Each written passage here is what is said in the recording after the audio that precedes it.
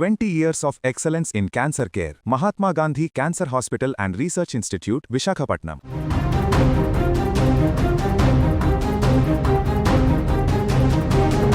మనిషిలో మృగం నిద్రలేస్తే వయసుతో పని లేదు, వావి వరసలతో పట్టింపు లేదు. తాత అని ఆప్యాయంగా పిలువవలసిన మనవరాలి వయసున్న బాలిక పైన అఘాయిత్యానికి పాల్పడ్డాడో కీచకుడు. కాటికి కాలు చాచవలసిన వయసులో కామంతో చాక్లెట్ల ఆశ చూపి బాలికపై దారుణానికి ఒడిగట్టిన ఘటన ఏపీలో ఇప్పుడు కలకలం రేపుతోంది. పశ్చిమ గోదావరి జిల్లా ఆచంట మండలం కొడమంచిలే గ్రామంలో ఈ దారుణ ఘటన వెలుగు చూసింది. మధ్యాహ్నం షాప్కు వెళ్లిన బాలికకు మాయమాటలు చెప్పి అఘాయిత్యానికి పాల్పడ్డాడు షాప్ యజమాని వెంకటస్వామి. బాలిక భయంతో ఇంటికి వెళ్లి జరిగిన విషయాన్ని తల్లిదండ్రులకు చెప్పగా తల్లిదండ్రులు వెంటనే ప్రభుత్వ ఆసుపత్రికి తరలించి వైద్య పరీక్షలు చేయించారు.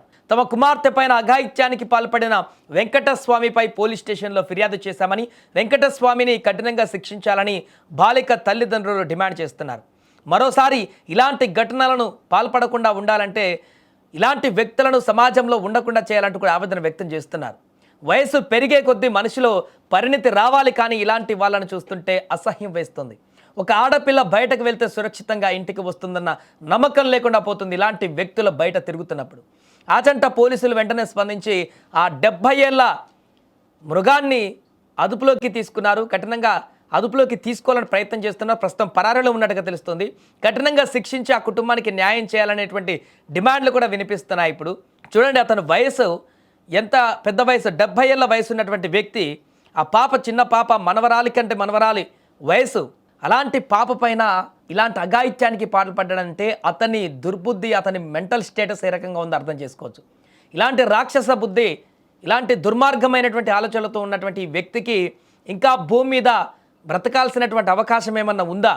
ఇప్పుడు అక్కడ ఉన్నటువంటి స్థానికులు కానీ, ఆ పాప యొక్క కుటుంబ సభ్యులు కానీ వారందరూ కూడా ఇదే ఆగ్రహాన్ని వ్యక్తం చేస్తున్నారు.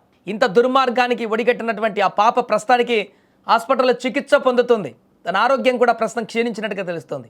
ఇలాంటి దుర్మార్గుణ్ణి ఖచ్చితంగా ఘోరమైనటువంటి శిక్షలు విధించాలి. మామూలుగా ఇప్పటికే చట్టాలు, పోక్సో కేసు లాంటి చట్టాలు అమలవుతున్నప్పటికీ కూడా ఇలాంటి దుర్బుద్ధి కలిగినటువంటి వ్యక్తులు ఇంకా ఇలాంటి అఘాయిత్యాలకు పాల్పడుతూనే ఉన్నారు.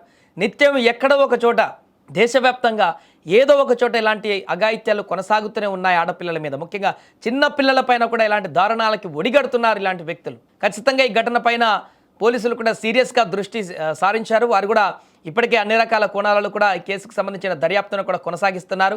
ఆ నిందితుడిని కఠినంగా శిక్షించేటువంటి దిశగా కూడా ప్రయత్నాలు కొనసాగాలంటూ అక్కడ స్థానికులకు డిమాండ్ చేస్తున్న నేపథ్యంలో ఈ ఘటన స్థానికంగా ఒక్కసారిగా కలకలం రేపింది. నిన్న మొన్నటి వరకు ఇక్కడే ఉన్నటువంటి ఈ వ్యక్తి ఇంత దారుణానికి ఒడిగడతాడని చెప్పేసి మేము కూడా అనుకోలేదంటే అక్కడున్న వారు కూడా చెప్తున్నారు.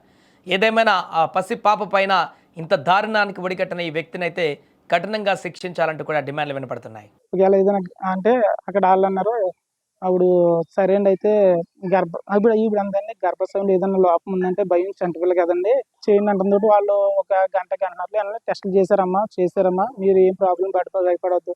కానిస్టేబుల్ ఆవిడ కూడా లోన పిల్లలతో పాటు ఉన్నారండి. మా అమ్మాయి అయితే ముందు గవర్నమెంట్ హాస్పిటల్లో చేసిందని ఇలా టెస్ట్ తీసుకెళ్ళిన ఆ అమ్మాయి భయపడిపోతుంది. మార్టేరు దాటేంత వరకు కారులో ఏరు పాగలేదు. వాళ్ళు నిజంగా పోలీసులు అన్న దాన్ని పెట్టుకొచ్చాను, ఇద్దరు లేడీస్ పోలీసులు. అమ్మ ఆడకమ్మ చంటి బిడ్డ. ఇంతలో ఆవిడ ఫోన్ వస్తే చిన్న బిడ్డ అండి ఏడ్చేస్తుందండి, ఇలా జరిగిందంటండి అని ఆవిడ ఇలా బాధపడింది ఫోన్లో. అప్పుడు వెళ్ళిన తర్వాత వాళ్ళు చూసారు గంటన్నరకి. అప్పుడు మళ్ళీ 2-3 గంటలు అయ్యేటప్పటికి ఏంటైనా అమ్మ టెస్టులు అయిపోయినాయి అన్నమ్మ, రేపు వెళ్ళిపోండి అమ్మ, మీరు వెళ్ళండి, రేపు పొద్దున్న మీ దగ్గరికి ఎస్ఐ గారు అందరూ వస్తారమ్మా, వెళ్ళండి అమ్మా అన్నారు. అప్పుడు మళ్ళీ తిరిగి అక్కడ మాకు ఆటో దాకా మీకు ఏ ప్రాబ్లం లేదు, మీ ఇంటికాడ దిగబెడతారమ్మా ఆటో మీద ఇక్కడ తీసుకొచ్చారు. తీసుకొచ్చిన తర్వాత మా అన్నయ్య వాళ్ళు కూడా వచ్చారండి, మా గురించి పిల్లలు ఎలా ఉందని. అక్కడి నుంచి అందరూ వచ్చేసారండి, మొత్తం ఇక్కడికి వచ్చేసాం.